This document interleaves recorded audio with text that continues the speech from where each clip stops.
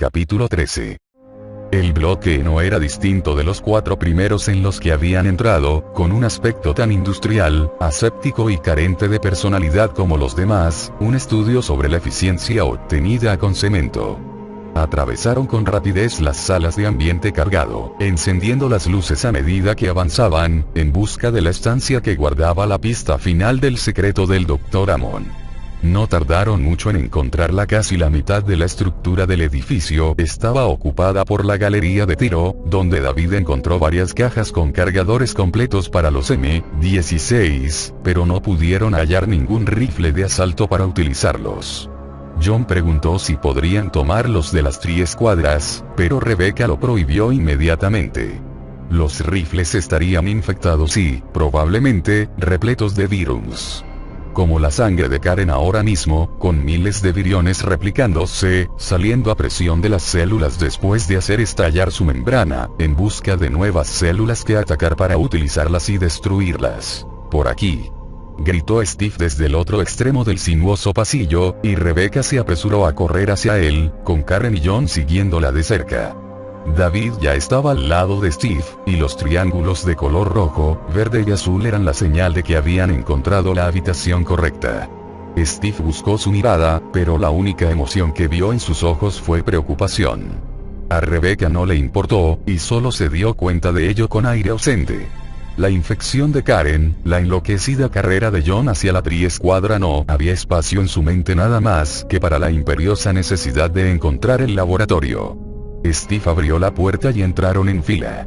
Rebecca siguió vigilando a Karen en busca de señales del avance de la enfermedad y preguntándose qué debería hacer con la información que había obtenido sobre el tiempo de amplificación. No tenía la menor duda de que Karen estaba infectada, sabía que nadie más lo dudaba, pero ¿qué debía decirle? Le he dicho que es posible que solo tarde horas en ser irreversible. Se lo digo a David de modo discreto. Si existe una curación, tenemos que inyectársela antes de que los daños en su cuerpo sean demasiado grandes, antes de que el virus comience a freírle el cerebro, antes de que produzca tanta dopamina que deje de ser Karen River y se convierta en otra cosa. Rebecca no sabía cómo abordar la situación. Ya estaban haciendo todo lo que podían, y todo lo rápido que podían, pero ella no sabía lo suficiente sobre el virus T como para dar nada por seguro. Tampoco quería que Karen se sintiera más aterrorizada de lo que ya estaba. Su compañera estaba haciendo todo lo posible por mantener el control, pero era evidente que estaba a punto de perder los nervios. Así lo reflejaban la creciente desesperación de sus enrojecidos ojos y el aumento del temblor de sus manos. Sin embargo, a las triescuadras les habían inyectado sin duda mayores cantidades de virus que las que habían infectado a Karen, así que quizá todavía tardaría días, habiendo aparecido los primeros síntomas menos de una hora después del contagio. No te engañes. Deberías decírselo, advertirle a ella y a los demás de lo que puede pasar y, además, dentro de poco tiempo. Desechó ese pensamiento de un modo casi frenético y miró alrededor. La estancia en la que habían entrado era más pequeña que las demás salas de prueba que habían visto y estaba más vacía. Vio una larga mesa de reuniones apoyada contra la pared de la parte trasera, con media docena de sillas detrás de ella. En la parte delantera de la estancia había una pequeña estantería que sobresalía de la pared, de poco más de 1 metro de largo y de 30 centímetros de ancho. Había 3 grandes botones en su superficie lisa: rojo, azul y verde, otra vez. La pared de atrás de la estantería estaba cubierta de baldosas de color gris suave, fabricadas con alguna especie de plástico industrial. Eso es, dijo Steve. Azul para acceder. David, tras menos de 1 segundo de duda, se encaminó hacia la estantería y pulsó el botón azul. Una voz de mujer les habló desde un altavoz oculto situado en algún punto por encima de sus cabezas. Aquello les sorprendió, pero solo se trataba de una grabación, y el tono de su voz le recordó a Rebecca los últimos minutos en la mansión Spencer. Era la voz del sistema de autodestrucción, poco tiempo antes de que todo saltara por los aires. La serie azul se ha completado. Acceso permitido. Una de las baldosas detrás de la estantería se deslizó hacia un lado y dejó al descubierto un oscuro hueco en el cemento. Mientras David extendía la mano para meterla en el hueco, Rebeca sintió una repentina oleada de frustración, rabia y disgusto hacia Umbrella. Por lo que habían hecho. Era despreciable. Todas esas pruebas, todos esos experimentos, todo ese trabajo, todo lo que habían hecho para ofrecer una recompensa a las víctimas del virus T. Supera las pruebas rojas, buen perro, aquí tienes tu hueso y, a propósito, ¿cuál había sido su recompensa si lograban superar las pruebas? Un trozo de carne. Drogas para tranquilizar su hambre.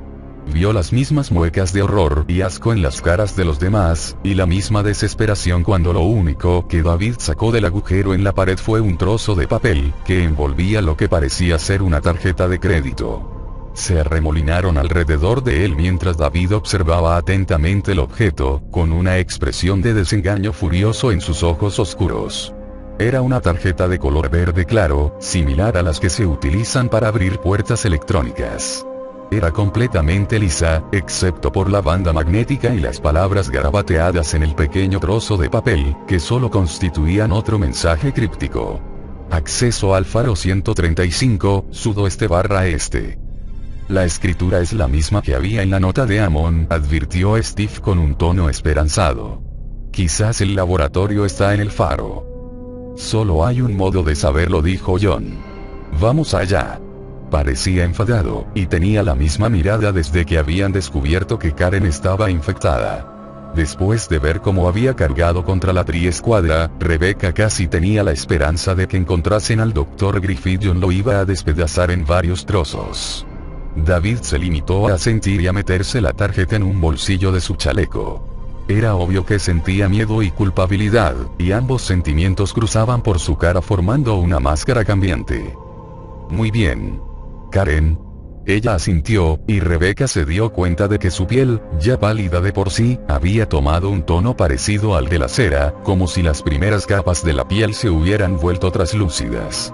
Karen comenzó a rascarse los brazos con aire ausente mientras ella la miraba. Sí, estoy bien, respondió en voz baja. Tiene que saberlo. Merece saberlo. Rebeca sabía que ya no podía esperar más. Eligió cuidadosamente las palabras, consciente de que tenían muy poco tiempo. Se giró hacia Karen y habló con toda la tranquilidad que pudo. Mira, no sé qué han hecho con el virus T en este lugar, pero existe la posibilidad de que comiences a experimentar síntomas más graves en un periodo de tiempo relativamente corto. Es importante que me digas, que nos digas a todos, cómo estás, cómo te encuentras física y psicológicamente. Si se produce cualquier cambio, por pequeño que sea, debemos saberlo. ¿De acuerdo? Karen sonrió débilmente, sin dejar de rascarse los brazos. Estoy cagada de miedo, ¿qué te parece? Además, está empezando a picarme todo el cuerpo. Miró a David con sus ojos enrojecidos, y luego a Steve y finalmente a John antes de volver a centrar su mirada en Rebeca. Escuchad. Si comienzo a actuar de forma irracional, haréis algo, ¿verdad? No me dejaréis que haga daño a nadie, ¿verdad? Una única lágrima bajó deslizándose por su pálida mejilla, pero no apartó los ojos, y su mirada continuó siendo tan firme y segura como antaño. Rebeca tragó saliva y se esforzó para que su voz sonara tranquila y llena de confianza, admirada por la valentía que veía en los ojos de Karen, y preguntándose cuánto tiempo tardaría en desaparecer aquel valor bajo la rugiente ola de virus que recorría sus venas. Vamos a encontrar el remedio para la enfermedad antes de llegar a ese punto, dijo, con la esperanza de no estar diciéndole una mentira a Karen. Vámonos, ordenó David con voz tensa. Salieron del edificio. El terreno de las instalaciones estaba ligeramente cuesta arriba, en dirección al norte. Sin embargo, cuando salieron del bloque para dirigirse hacia la negra y elevada estructura del faro, la pendiente se hizo mucho más pronunciada. El suelo rocoso ascendía formando una ladera bastante inclinada, quizá de unos 30 grados, lo que convirtió el medio kilómetro de distancia en una marcha para montañeros. David no hizo caso de la tensión que sentía en la espalda y en las piernas. Estaba demasiado preocupado por Karen y demasiado ocupado fustigándose por su propia incompetencia como para ocuparse de una incomodidad física. Estaban más cerca de las rutilantes aguas de la ensenada en aquel punto que desde cualquier otro que habían atravesado desde su salida a nado del mar. La fresca y suave brisa bajo la luz de la luna habría sido muy agradable cualquier otra noche en cualquier otro lugar. Los suaves rayos de luz y el tranquilizador murmullo de las olas casi eran una burla de su desesperada situación. Eran un contraste tan brutal con el caos que sentía en su interior que casi deseaba que quedara alguna triescuadra merodeando por los alrededores. Al menos justificaría la sensación de pesadilla en la que realmente estamos metidos. Y podría ser algo, podría repeler el ataque, podría defenderlos frente a algo tangible. El terreno en ascensión por delante de ellos se inclinaba luego hacia el este, cayendo a pico hasta el espumeante océano que se abría por debajo de ellos. La ensenada estaba bastante calma, pero el ruido de las olas chocando contra los acantilados crecía y crecía a medida que avanzaban rápidamente, acercándose al lugar donde el océano se encontraba con las paredes rocosas repletas de cuevas que las horadaban. John se había puesto en cabeza, seguido de Karen y por los dos miembros más jóvenes del equipo a continuación. David se encargaba de la retaguardia, y dividía su atención entre las instalaciones a su izquierda y a su espalda y las oscuras estructuras que aparecían delante de ellos. El edificio que estaba justo a la espalda del faro debía de ser el dormitorio. Era un bloque alargado y bajo, aproximadamente del doble de tamaño que los edificios de cemento que habían dejado atrás. No habían encontrado los aposentos de los trabajadores de Umbrella hasta el momento, y aquello tenía todo el aspecto de ser un gran barracón, diseñado para comer y dormir, no para ser bonito. Deberían comprobarlo, pero David no quería perder ni un momento de su búsqueda del laboratorio. Aquella idea le provocó otra oleada de culpabilidad y angustia que intentó descartar, pero fue en vano. Tenía que ser efectivo, tenía que llevarlos cuanto antes al laboratorio, sin perder el tiempo con sus propias emociones y sentimientos, pero en lo único que podía pensar, lo único que deseaba, era que ojalá fuese él quien estuviese infectado. Pero no lo estás, le susurró una parte de su mente. Es Karen quien está infectada y desear otra cosa es perder el tiempo. No la curará y disminuirá tu capacidad para dirigirlos. David siguió sin hacer caso de aquella pequeña voz interior y, en su lugar, pensó cómo los había jodido a todos. ¿Quién se creía que era él para encabezar una lucha contra Umbrella, para limpiar el nombre de los Stars y para restaurar el honor de su organización? Ni siquiera podía mantener a salvo a su propia gente, ni siquiera podía planear en condiciones una operación secreta, ni siquiera podía luchar contra los sentimientos de culpabilidad y de duda que lo azotaban en su interior. Se acercaron al aparentemente vacío barracón, y John bajó su ritmo de marcha para que los demás lo alcanzaran. David advirtió que su equipo estaba cansado, pero que al menos Karen no tenía peor aspecto. Parecía pálida y algo frágil bajo la suave luz de la luna. El tono blancuzco de su piel bajo las luces fluorescentes se había convertido en una tez de color alabastro, y el enrojecimiento de los ojos había desaparecido en las sombras. Si no supiera la verdad. Ah, pero la sabes. ¿Cuánto tiempo tardará esa hermosa piel en empezar a caerse a jirones? ¿Cuánto tiempo pasará antes de que tengas que quitarle su arma porque ya no confías en ella? Antes de que tengas que impedir que ella... Basta. Dejó que el grupo recuperara el aliento y se giró para observar mejor el faro, a menos de 20 metros de ellos, y de repente, sintió que su estómago se encogía y su corazón se estremecía, sin razón o motivo aparentes.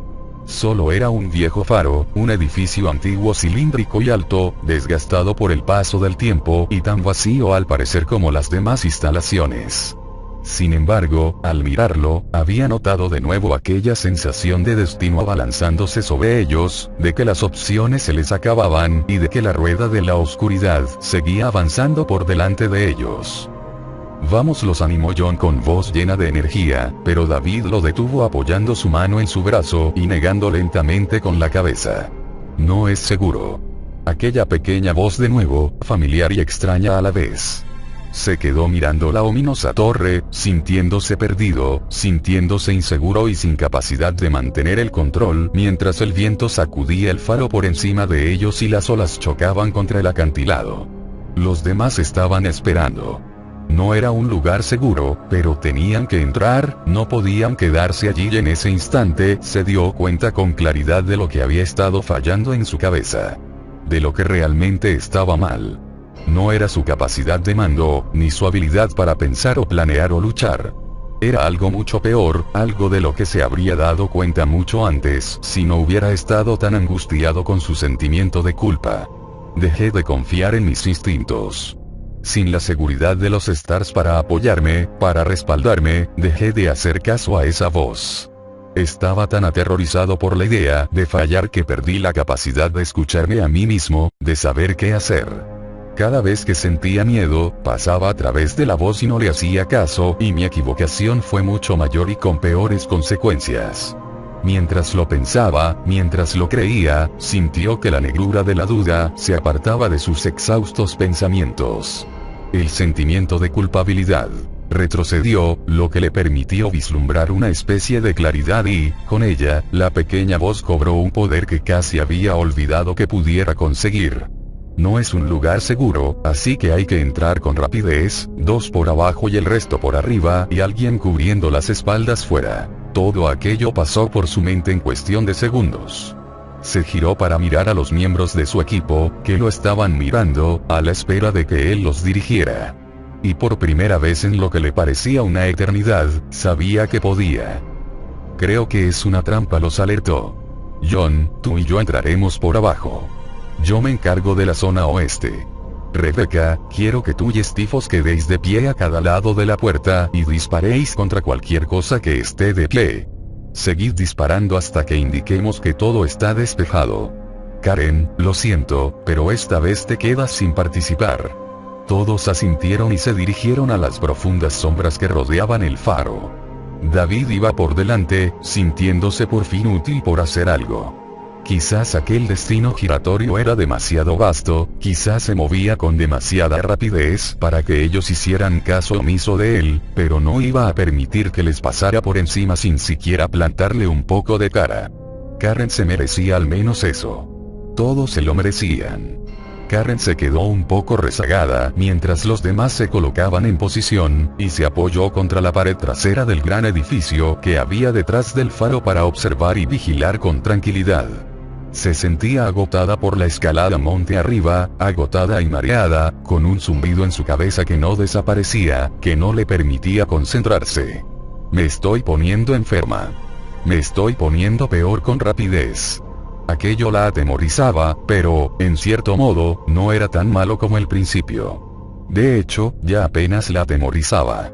El temor inicial había desaparecido, se había marchado dejando solo un ligero recuerdo de una explosión de adrenalina, como si fuera el rescoldo de un sueño. El picor la distraía, pero ya no era un picor exactamente. Lo que había sentido como un millar de bichos que le picaran en la piel, y cada una de las picaduras fuera distinguible y exigiera alivio, aquello se había interconectado.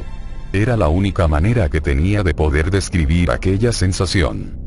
Las picaduras se habían conectado entre sí y se habían convertido en una gruesa manta sobre su cuerpo, una manta que se movía y se estiraba, como si su piel se estuviese rascando a sí misma.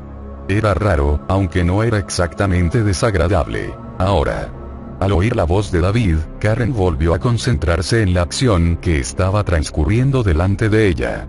El zumbido de su cabeza hacía que todo le pareciera extraño, como si el presente hubiera aumentado de velocidad. La puerta del faro se abrió de golpe, David y John saltaron al interior, hacia la oscuridad, y las armas resonaron y lanzaron fogonazos.